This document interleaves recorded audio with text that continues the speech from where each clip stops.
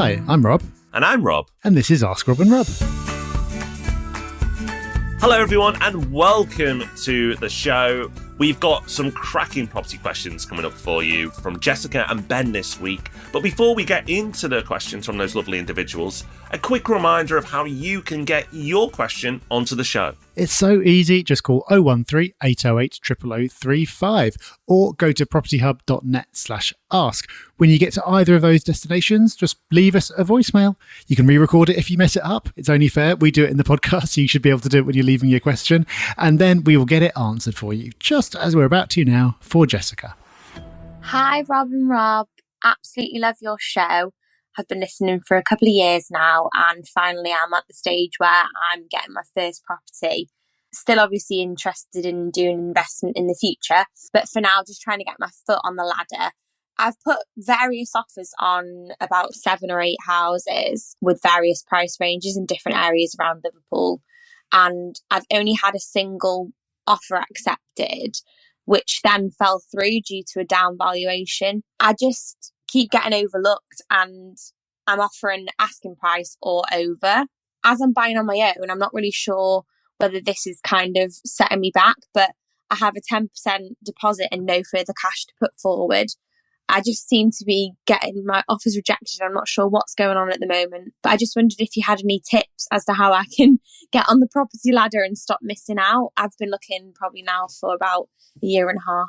Thank you. Hey, Jessica, thank you for your question. And great city full of wonderful people that you're trying to invest in, and clearly I have no bias. But seriously, Liverpool is an area we have talked about as a great place to invest over the last few years, so I can understand why it has your attention and why you're trying to invest there. But actually, I say invest, but if you put in a 10% deposit down, maybe this is a place to live, and well, then the same applies. You're choosing a great place to live. Either way, the market is difficult right now. And we've talked about this on the podcast a lot recently, how challenging it is. Now, if it is for you to live in, then it does make it harder because there's more emotion involved. An investor can be a little bit more calculated with how they approach things, and they don't necessarily have to fall in love with the property. But with this being a place you want to live, normally people do want to fall in love with it and feel like that, wow, I want to spend time here. This is a place I really want to live in. So with that in mind, I appreciate that I have to be careful with my advice, because normally I'd be a bit more black and white and a bit more direct with you. If you were an investor, I would say just up the amount of properties that you are putting offers in on, and also offer more. While the first one may not apply to you if it's your own home, the second one possibly could and should. Because if you've been doing this for 18 months, then the market has moved upwards during that 18 months, a fact that you're probably very well aware of. If you'd been possibly a little bit more braver with your offers 18 months ago, then you may have felt at the time that you weren't getting a great deal, but you would have got yourself a home.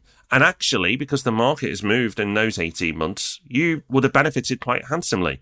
Now, I'm not trying to make you feel bad, but I'm just trying to change your behaviours and actions moving forward. You have to be careful when you're putting your offers in that you don't get too emotional on the number you're putting in. The market is the market. And while it's a crazy market, what I mean by that is that you can't decide how much something's worth. The market does. So if it makes you feel uncomfortable, then you have to decide whether you're ever going to buy a property or not. But you can't beat the market. There's much more people in the market than you, and they're going to dictate what's going to happen to market prices. Now, there's been lots of press about the market cooling down over the summer. Now, sometimes when something is talked about a lot, it becomes a self-fulfilling prophecy.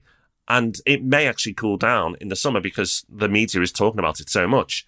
The numbers don't show that yet, but it might happen. So you might get lucky and the market cools down. That doesn't mean it starts dropping, but it might mean that people aren't as active and you're able to get in then. Also, summer months tend to be slower months anyway for property. So you might be able to get a deal done off the back of that. But the basic advice still applies. Have your alerts on so you get the properties through straight away that meet your criteria. Get a viewing booked in straight away and get your offer in quickly, and make sure you're not trying to be too smart with your offer and get it for a great deal, because at the moment the market is making everything a great deal. So you don't need to be smart with your pricing and your offers, because you could keep missing out for another 18 months. So Jessica, I'm not trying to be tough for tough sakes. I'm trying to hopefully give you some advice that will get you to a successful outcome. Best of luck. I really mean it. Best of luck with your offers over the summer, and I hope one lands for you soon. All right, let's move on to our second question now. This one is from Ben. Hi, Rob and Rob. This is Ben from Birmingham. Awesome podcast. I've only just come across it, so I've listened to a few episodes, but it's the best stuff I've ever listened to. So please keep it up. Thank you. I've just got a quick question, please, about avoiding capital gains tax on a flip. I've bought a house for £275,000 cash, and I expect to sell it for about £385,000 after works, making a profit of £30,000. I'm a higher rate taxpayer. My wife does not work. I was planning to purchase the house in my company name. I'd like advice on these 5 options. Number 1, purchase through a company and pay 19% corporation tax.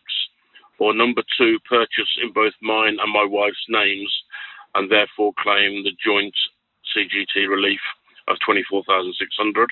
Or number 3, purchase solely in my wife's name and pay basic rate CGT of 18% rather than 28%.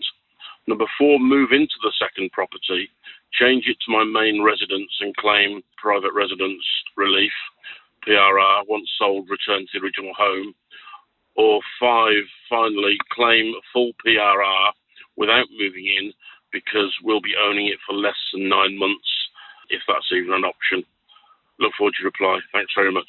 Thank you, Ben. Okay, so you're looking to do a flip. You're looking to make a profit of £30,000, which would be very nice. And you want to pay as little tax on it as you can. Makes sense to me. So how do you do that? Well, you've laid out all the options. And the great thing to do with tax matters is that it's just maths. Rob was just talking to Jessica about some of the emotional aspects involved. And in property, that's often a consideration. But when it comes to tax, it's just like there is an answer. You just have to find out what that answer is. You've laid out lots of different scenarios. I am not a tax expert. I can't give tax advice. But you can very easily speak to a tax advisor to find out what the right answer for you is. I can give you my semi-informed opinion that definitely isn't advice, which is that clearly the most tax-efficient thing to do would be to make the property your main residence, because then there's no capital gains tax to pay at all. The flaw with that one is it needs to actually be your main residence, or at least appear to be, which means getting all your bills sent there, on the electoral roll there and nowhere else, etc., etc. Is that plausible? I don't know. You might know. Is it worth the hassle to avoid the tax? Only you will know that one as well. But to me, it seems like there's a really obvious option, which is the one you gave where you buy it in joint names and therefore you get a double CGT relief. That relief covers you up to almost £25,000. You're looking to make a profit of £30,000. So you're only going to be paying tax on about £5,000 worth if you make the profit you think you will. So really, in the scheme of things, that's not much at all. So is it worth doing anything really elaborate to avoid paying that? I wouldn't have thought so. It may be that I've missed something and there are other options like buying through a company that end up being even more tax efficient, but that option seems like such a good one, assuming that you don't have any other capital gains within the year that is already using that allowance, that it just seems like quite an easy win. So that is a simplistic way of looking at it, but sometimes you can end up overthinking a situation and simple actually works. So that's my perspective, Ben, but do take actual tax advice. And of course, as well as focusing on the tax element, you need to actually make that profit in order to pay tax for it. And that's something you definitely want to do. You definitely want to make that profit. So you get the tax part resolved and then give your full focus to actually executing a successful flip, which is no mean feat in itself. Make that profit. And then maybe by the time you get to the end, you'll be so happy to have got to the end and made that profit, you won't mind paying the tax so much. So I hope that helps. Well, that's us done for another week. Thank you. We'll be back, of course, next Tuesday with another Ask Rob and Rob and the main event, the Property Podcast, on Thursday. So until those two magical events occur, take care, have fun. Bye-bye. Bye-bye.